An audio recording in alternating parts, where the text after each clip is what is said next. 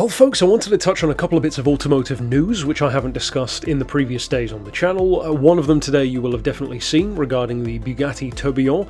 That'll be later on. For now though, I wanted to talk about an interesting vehicle with some quite high goals, it seems. A company called Chimera, who some of you again will have seen making kind of Resto Mods of the 037, the Lancia legend, of course, mid-engine, the rear-wheel drive era, more so, of rally, before things moved into total four-wheel drive dominance, pretty much. This one, though, is a Pikes Peak focused version of that essential idea called the K39.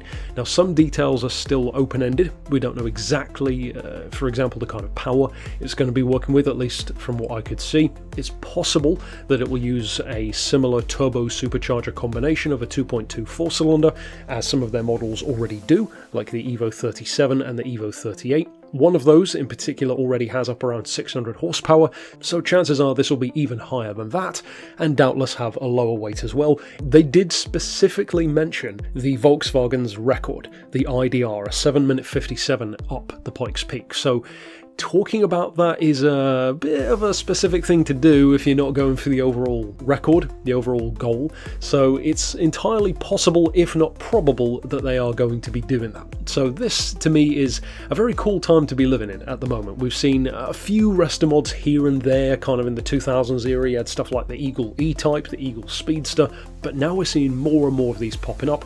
Resto Mods of Mercedes 190Es, Lancia Deltas, of course the ProDrive P25, the continuation of the Subaru 22B, this one as well. More so the road-going versions, which these guys are known for, the Evo37 and 38, but now actually taking it to competition, which is appropriate really if you think about it, because it's where this whole idea of the 037 came from. So I love the fact that they're going back to its roots in that sense, and it would be pretty awesome, if nothing else, to see what taking this old school idea and then refreshing the approach that you take in terms of building it, and then adding some fresh modern flair in terms of aerodynamics and grip and efficiency on top of that core shape that the old car used to have. It's again something which I was talking about for years in terms of manufacturers combining the old and the new together, and for the most part it's still very expensive Resto Mods that are doing that rather than brands doing it. This will be yet another showcase, even if it doesn't break the record.